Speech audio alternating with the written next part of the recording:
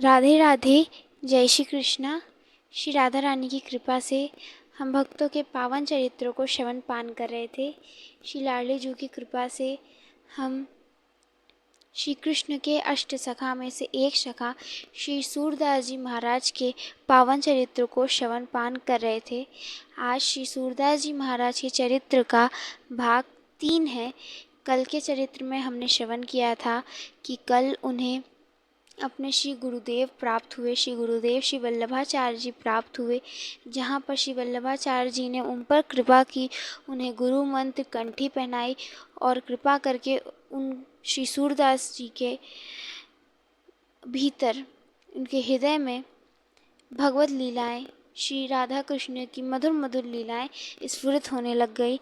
ऐसी श्री वल्लभाचार्य जी ने उन पर कृपा की थी। तो अब उन्हें प्रतिदिन नई नई लीलाएं स्फूर्ति होती थी। श्री वल्लभाचार्य जी ब्रज को जा रहे थे, तो अब 3 दिन बीता, तब श्री वल्लभाचार्य जी कहने लगे श्री सूरदास जी महाराज से कि अब मैं ब्रज को जा रहा हूँ, तुम रहो। तब श्री सूरदास जी रोने लग गए।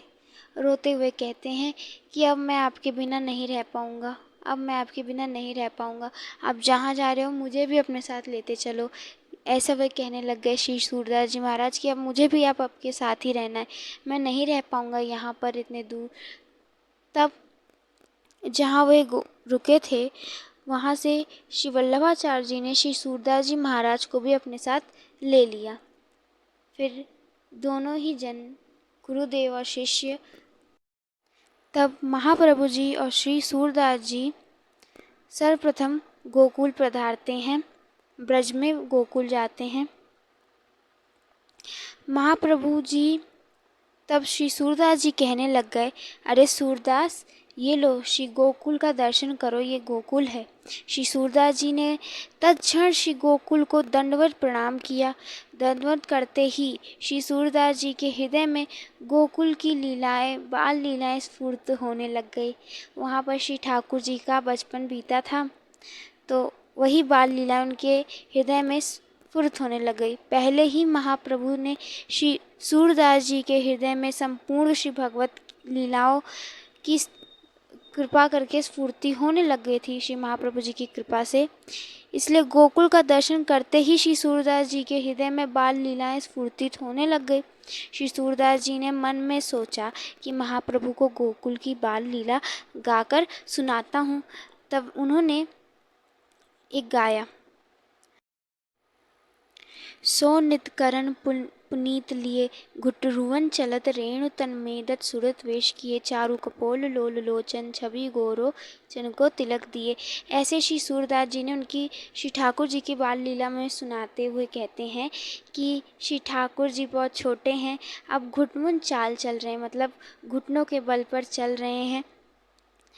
अब यही ऐसी लीला, ये पद सुनाते हैं। इस पद को सुनकर महाप्रभु बहुत प्रसन्न हुए। इसके बाद श्री सूरदास जी ने कई और पदों को गाया। इन पदों को सुनकर तो महाप्रभु जी ने विचार किया कि श्रीनाथ जी के मंदिर में और तो सब सेवा का विधान हो गया है, लेकिन कीर्तन का विधान नहीं किया। यह सेवा तो सूरदास जी को ही देनी चाहिए। श्री महाप्रभु जी के मन में आ गया कि अब कीर्तन वाली सेवा तो सूरदास जी को देनी चाहिए। तो अभी गोकुल में हैं। गोकुल में श्री वल्लभाचार्य जी और श्री सूरदास जी महाराज नवनीत प्रिया जी के दर्शन करते हैं। नवनीत प्रिया जी के दर्शन करते हैं। वहाँ पर श्री ठाकुर जी हाथों में माखन लिए हुए हैं। महाप्रभु अब श्री सूरदास जी को लेकर गोवर्धन में गिरिराज में श्रीनाथ जी के दर्शन करने के काजे मंदिर में पहुँचे। महाप्रभु जी ने स्नान करके पर्वत के ऊपर मंदिर में पधारे। स्नानोपरांत वह मंदिर में पधारे और श्री सूरदास जी को भी स्नान कर कर मंदिर में आने को कहा, श्रीनाथ जी के दर्शन करने के काजे। श्री सूरदास जी स्नान कर मंदिर में आ गए और श्रीनाथ जी के दर्शन किए। और श्रीनाथ जी के दर्शन कर तो सूरदास जी के जो अश्रु थे वे रुके नहीं, वे प्रेमाश्रु उनके नेत्रों से बह रहे थे। बहुत खुश थे कि आज हमें श्रीनाथ जी के दर्शन हो गए। महाप्रभु ने कहा, सूरदास, श्रीनाथ जी को कुछ सुनाओ। तो तब श्री सूरदास जी ने कुछ पद गाए। अबहुँ नचायो बहुत गोपाल, इस पद को सुन महाप्रभु ने कहा, अरे सूरदास, अब तो तुम्हारे अंतःकरण में अविद्या रही नहीं, प्रभु ने सब दूर कर दी, इसलिए भगवान के यश का वर्णन करो। ऐसा वल्लभाचार्य ने इसलिए कहा क्योंकि वहाँ पर जो सूरदास जी थे वे कह रहे थे, अभी तो आपने हमको बहुत नचा लिया, अब तो अपने सम्मुख ले लो। ऐसी बात कर रहे थे। महाप्रभु जी ने कहा, अब तो तुम्हारा अंतःकरण शुद्ध हो गया है, अब तो ऐसे पद मत सुनाओ, कुछ आनंद के पद सुनाओ। तब श्री सूरदास जी ने पद गाया, कौन सुकृति इन ब्रजवासिन को। इस पद को सुन महाप्रभु जी श्री वल्लभाचार्य बहुत प्रसन्न हुए। तो ऐसे ही श्रीनाथ जी के सम्मुख प्रतिदिन श्री सूरदास जी नव नव पदों की रचना कर श्रीनाथ जी को सुनाते थे। अब वल्लभाचार्य जी और आगे भ्रमण करने को काजे वे जाने लग गए। तब श्री सूरदास जी महाराज ब्रज में ही वास कर लिए, फिर श्री वल्लभाचार्य जी चले गए। अब श्री सूरदास जी महाराज अपनी नित्य की सेवा करते थे। उनकी सेवा थी कि वे जाते श्रीनाथ जी के सम्मुख और कीर्तन कर उन्हें रिझाते थे। श्रीनाथ जी को प्रतिदिन की सेवा थी, ऊपर मंदिर वहाँ जाते सेवा करते। सुबह होती जैसे ही मंगला आरती होती, मंगला आरती के पश्चात वे मंगला से दोपहर के राजभोग तक रहते और खूब ठाकुर जी को पद सुना सुना कर बड़ा रिझाते थे।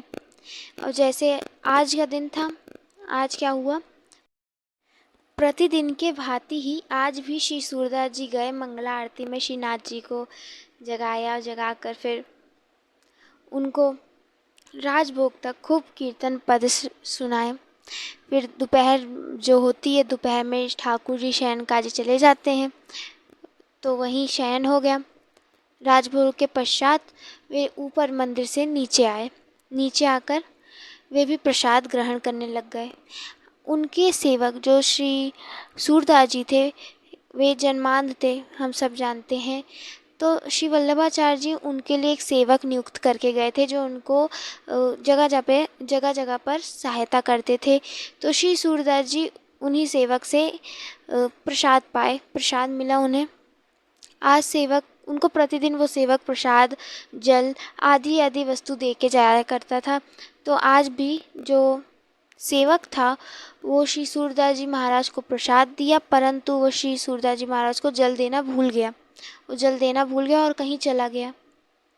आज श्री सूरदास जी प्रसाद पा रहे हैं, धीरे धीरे प्रसाद पा रहे हैं, परंतु एक ऐसी ग्रास उनने खाई जो उनके गले में अटकने लग गई। तो जल काजे इन्होंने क्या किया, वे टटोलने लग गए कि कहाँ पे है जल का पात्र। हर जगह अपने प्रसादी के आसपास छूने लग गए कि कहाँ है जल, कहीं भी जल दिख नहीं रहा था। तब उसी स्वर में तेज तेज बोलने लग गए, अरे गोपाल गोपाल गोपाल, खूब तेज से गोपाल गोपाल कहने लग गए। उनके सेवक का नाम गोपाल था, तो गोपाल गोपाल चिल्ला रहे हैं कि मेरे को जल नहीं मिला, जल दे दो, जल दे दो, इसी तरह चिल्ला रहे थे। तब क्या हुआ, ठाकुर जी स्वयं आते हैं, श्रीनाथ जी स्वयं आते हैं। श्रीनाथ जी अपने जो स्वर्ण की वो उनका जो पात्र था जिसमें वे जलझारी, जो उनका जलझारी था स्वर्ण का, उसी को लेकर आते हैं, उसी में जल लेके आते हैं और कहते हैं लो बाबा पियो। तब जो सूरदास जी महाराज थे उनको तो दिखाई उस वक्त दे नहीं रहा था, तो लिए, जैसे स्पर्श किया, स्पर्श करके थोड़ा अद्भुत लगा, फिर उन्होंने क्या किया, उस जल को पान किया। जैसे जल को पान किया उन्होंने, तो उन्हें कुछ अद्भुत लगा, बड़ा ठंडक गले में महसूस दिया, बड़ा जैसे कि बहुत अद्भुत सा एक ठंडक लगा। तब वहाँ से ठाकुर जी चले गए, वे भी जल में पानी पीकर निवृत्त हो गए प्रसादी पाकर। कुछ देर बाद गोपाल आए। गोपाल को लगा कि आज तो मैंने महाराज जी को केवल प्रसादी ही दी थी और जल तो दिया ही नहीं था, अगर उनको अटका होगा तो क्या होगा। फिर तुरंत दौड़ते हुए गोपाल आए तो देखा श्री सूरदास जी प्रसाद पाकर निवृत्त हुए हैं। तब पूछे कि गोपाल की बाबा आज तो मैंने आपको जल दिया नहीं था, आप कैसे पाए। तब श्री सूरदास जी कहे, अरे मैंने गोपाल गोपाल बोला तो था, गोपाल गोपाल बोला तो तुम आए तो थे, मुझे जल तो दिया था तुमने, ठंडक जल तो तुमने प्रदान किया था, तो तुम कैसे कह सकते हो। तब गोपाल कहने लग गए कि नहीं नहीं बाबा, मैंने कहाँ आपको जल दिया, मैं तो आज जल देना भूल ही गया था आपको। तब श्री सूरदास जी के नेत्रों में अश्रु आ गए और अश्रु बहने लग गए। वो समझ गए कि आज गोपाल, असली गोपाल आ गए थे, मेरे गोपाल आ गए थे, मेरे गिरिराज आ गए थे, मेरे श्रीनाथ जी आ गए थे।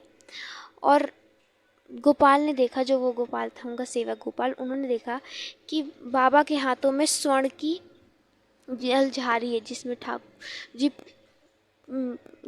जलझारी है जिसमें ठाकुर जी जल पाते हैं। तब शाम की आरती होने लग गई। तो उस वक्त श्री वल्लभाचार्य जी वहीं थे। वहाँ पर उन्होंने क्या देखा, श्री सूरदास जी महाराज ने उनको सुनाई दे रहा था कि वहाँ पर श्री ठाकुर जी की, श्रीनाथ जी की जलझारी धुनी जा रही है, जो कि स्वर्ण की थी। तो तब श्री सूरदास जी कहे कि श्री वल्लभाचार्य जी से कहने लग गए कि हे गुरुदेव, ये जलझारी मैंने ली है। तब श्री वल्लभाचार्य जी कहे, सूरदास तुम्हारे पास ये जलझारी कैसे आ सकती है। तब श्री सूरदास जी कहे कि ये जलझारी, मैंने सारी वृत्तांत बताया कि क्या क्या हुआ था, मैंने गोपाल गोपाल बोल चिल्लाया, तब गोपाल ने आके मुझे ऐसा जलझारी दिया और सारी वृत्तांत बोल दिया। तब तो श्री वल्लभाचार्य जी के नेत्रों से अश्रु बहने लग गए और वे भी कहने लग गए कि अब तो तुम पर ठाकुर जी की अति सामीप्य कृपा हो गई है, तुम पर श्री ठाकुर जी की सामीप्य, अभी तक तो तुम उनको गाना करत, तुम उनके लिए पद गायन करते थे, अब तो स्वयं उन्होंने तुम पे कृपा कर दी, अब तो तुम्हारे सामीप्य आने लग गए हैं। ऐसे ऐसे श्री सूरदास जी के साथ ठाकुर जी बीच बीच में लीला करते थे।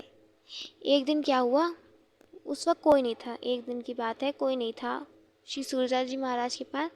श्री सूरदास जी नीचे गिरिराज जी मंदिर के नीचे चल रहे थे, उनको कीर्तन करने का काजे मंदिर जाना था।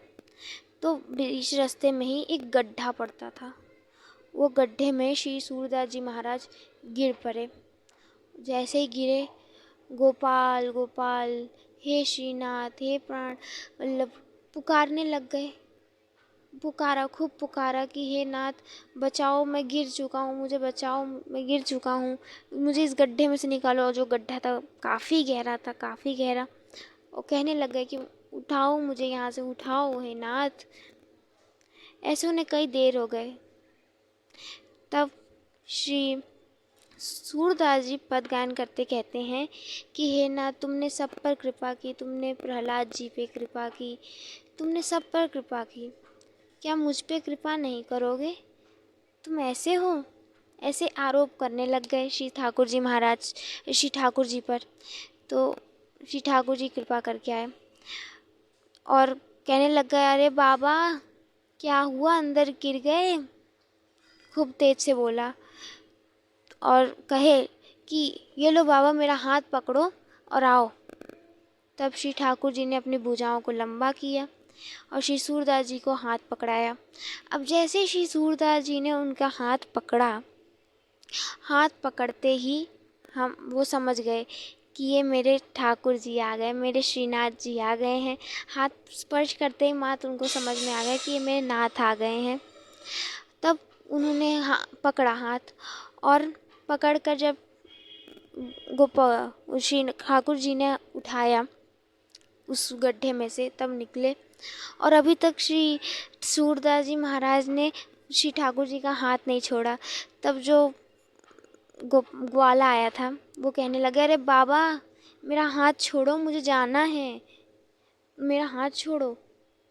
तब श्री सूरदास जी कहे, हे ठाकुर जी, आप सबको अपनी बातों में फंसा सकते हो, आप मुझे पागल नहीं बना सकते, आप मुझे ऐसे ना समझो। मैं समझ चुका हूँ कि आप ही मेरे ठाकुर, आप ही मेरे प्राणानाथ हो, आप ही मेरे प्राण वल्लभा हो। तब ठाकुर जी कहने लगे ग्वाला रूप में कि अरे नहीं, मैं तो साधारण ग्वाला हूँ, तुम मेरा हाथ छोड़ दे बाबा, मैं साधारण ग्वाला हूँ, कहाँ मैं ठाकुर जी हो सकता हूँ, कहाँ मैं तेरा प्राण वल्लभा हो सकता हूँ, मैं तो एक सादा ग्वाला हूँ। तब सूरदास जी कहने लग गए, नहीं नहीं, तुम सबके सामने ऐसे नौटंकी दिखा सकते हो, तुम मेरे सामने ऐसा नहीं कह सकते हो, मुझे पता है तुम मेरे प्राणावल्लभ हो, मेरे प्राणानाथ हो। ऐसे कहने लग गए। तब ठाकुर जी कहे, अरे बाबा ठीक है, तू मुझे ठाकुर जी समझता है, ठीक है ठाकुर जी समझ, परंतु मेरा हाथ तो छोड़ दे, मेरा हाथ क्यों नहीं छोड़ रहा है। तब श्री सूरदास जी महाराज कहे, अरे कैसे तुम्हारा हाथ छोड़ दें, इतने दिनों बाद तो तुम पकड़ने में आए हो, कितने जन्मों के बाद तो आज तुम हाथ में पकड़ में आए हो, कैसे तुम्हारा हाथ छोड़ दें, पता चले तुम इतने तेज हो कि फिर से कहीं दौड़ के चले जाओ, मैं बूढ़ा कैसे तुम्हें पकड़ूंगा। ऐसा कहने लग गए। तब वे कहे, अरे नहीं नहीं, हम कहीं नहीं छोड़ के जाएंगे। अच्छा, ये हाथ मेरा बहुत दर्द हो रहा है, इस हाथ को तू छोड़ दे, मैं तुझे दूसरा हाथ पकड़ाऊंगा, तो उस दूसरे हाथ को पकड़ लेना। ठाकुर जी कहे। तब सूरदास जी कहे, अच्छा ज़्यादा हाथ दब रहा है, ठीक है दूसरा हाथ दे दो। अब जैसे ही ठाकुर जी ने दूसरा हाथ छुड़वाया, और दूसरा हाथ दिया ही नहीं, ये वाला हाथ जैसे छुड़वाया तो वो वाला हाथ दिया ही नहीं, और उतने देर में ही श्री ठाकुर जी वहाँ दौड़े और वहाँ से दौड़ भागे। श्री सूरदास जी महाराज से हाथ छुड़वा लिया और वहाँ से दौड़े, ये बाबा मेरे को पकड़ लेगा। तब श्री सूरदास जी कहे, हाँ ठाकुर, हटा लो मेरा अपना हाथ, छुटा लो मेरे हाथों से, वैसे भी इतने दिनों के बाद मिले थे, इतने जन्मों के बाद मिले थे, आज तुमने हाथ छुड़ा लिया, अच्छा नहीं किया नाथ, अच्छा नहीं किया। ऐसे श्री सूरदास जी महाराज के साथ ठाकुर जी लीला करते थे, खूब लीला करते थे। श्री जी की कृपा से आज हमने इतना सुंदर भावमयी प्रसंग श्रवण किया। कल श्री जी की कृपा से हम और भी सुंदर सुंदर लीलाओं को श्रवण करेंगे।